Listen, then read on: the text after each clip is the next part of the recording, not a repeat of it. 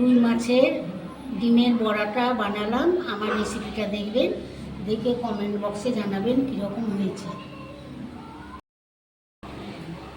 ঝর্ণার রান্নাঘরে স্বাগতম। আজকে আমি বানাবো রুই মাছের ডিমের কষা। ডিমটা পিস পিস করে কেটে নিলাম। এবার লবণ দিলাম, হলুদ দিলাম, শুকনো লঙ্কার গুঁড়ো দিলাম, দিয়ে মাখিয়ে নিলাম। সময় গেল, একটা একটা করে আমি মাছের ডিম ছেড়ে দিলাম।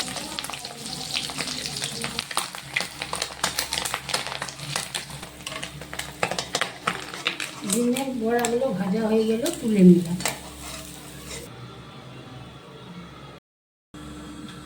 তেলটা গরম হয়ে গেল, কালো জিরে দিয়ে দিলাম, রসুন দিয়ে দিলাম, পেঁয়াজ দিয়ে দিলাম। এবার আদা, জিরা, কাঁচা লঙ্কা, শুকনো লঙ্কা বাটা দিয়ে দিলাম, ধরে দিলাম, লবণ দিয়ে দিলাম, সামান্য মরিচের গুঁড়ো দিয়ে দিলাম, লাল মরিচের, হলুদের গুঁড়ো দিয়ে দিলাম, সামান্য চিনি দিয়ে দিলাম, টমাটোটা মিক্সিতে বেটে রেখেছিলাম দিয়ে দিলাম। মশলাটা কষা হয়ে গেল, এবার আমি জল ঢেলে দিলাম।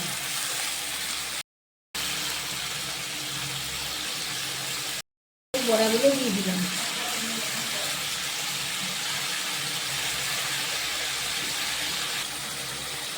গরম মশলা দিয়ে দিলাম, বাটার দিয়ে দিলাম।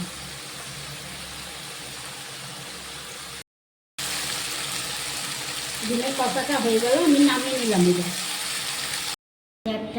চ্যানেলটাকে শেয়ার, কমেন্ট, সাবস্ক্রাইব করে দিলাম।